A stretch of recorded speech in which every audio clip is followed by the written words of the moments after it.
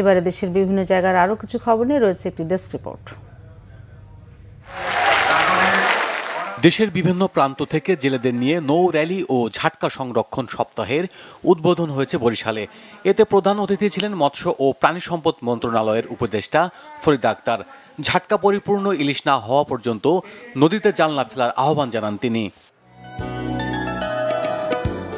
শরীয়তপুর জেলা বিএনপির সভাপতি ও জাতীয় নির্বাহী কমিটির সদস্য শফিকুর রহমান কিরণ বলেছেন, চাঁদাবাজি, দখলবাজি, মাদক ও সন্ত্রাসের সাথে জড়িতদের বিএনপিতে কোনো ঠাঁই নেই।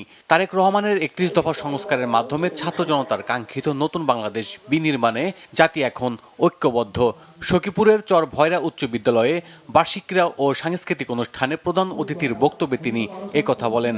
অনুষ্ঠানে সভাপতিত্ব করেন স্কুল ম্যানেজিং কমিটির সভাপতি ও বাংলা ভিশনের বার্তা সম্পাদক বেনজির আহমেদ। রাঙ্গামাটিতে শহীদ রাষ্ট্রপতি জিয়াউর রহমানের খনন করা গণিখাল দীর্ঘ ৪৫ বছর পর পুনরায় খননের উদ্বোধন হয়েছে। দুপুরে বিলাইছড়িতে এর উদ্বোধন করেন রাঙ্গামাটি জেলা বিএনপির সভাপতি দীপন তালুকদার দীপু। উন্নয়ন বৈষম্যের প্রতিবাদে মানববন্ধন হয়েছে বগুড়ার শেরপুরে। উপজেলা স্বার্থ রক্ষা পরিষদের উদ্যোগে পরিষদের সভাপতি বিএনপির জাতীয় নির্বাহী কমিটির সদস্য কে এম মাহবুবুর রহমান হারেস এতে বক্তব্য রাখেন। পহেলা বৈশাখ উদযাপন উপলক্ষে আলোচনা সভা হয়েছে কুড়িগ্রামে। দুপুরে জেলা প্রশাসকের সম্মেলন কক্ষে এতে বক্তব্য রাখেন জেলা প্রশাসক নুসরাত সুলতানা, জেলা বিএনপির সিনিয়র যুগ্ম আহ্বায়ক অধ্যাপক শফিকুল ইসলাম বেবু সহ অন্যরা। স্কাউট দিবস পালিত হয়েছে রংপুরে। সকালে দিনটি উপলক্ষে র্যালি, আলোচনা সভা ও কুইজ প্রতিযোগিতা সহ পরিচ্ছন্নতা কার্যক্রম পরিচালিত হয়।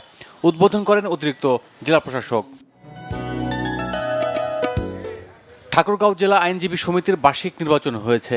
সমিতির নিজস্ব মিলনায়তনে সকাল ৯টা থেকে বিকাল ৫টা পর্যন্ত চলে ভোট গ্রহণ। গাজায় ইসরায়েলি গণহত্যার প্রতিবাদে মুখে কালো কাপড় বেঁধে বিক্ষোভ সমাবেশ করেছে রাজশাহী বিশ্ববিদ্যালয়ের ছাত্রদল। সকালে ক্যাম্পাসের প্রধান ফটকের সামনে সমাবেশ শেষে একটি র্যালি বের করেন তারা। Bangla vision news desk.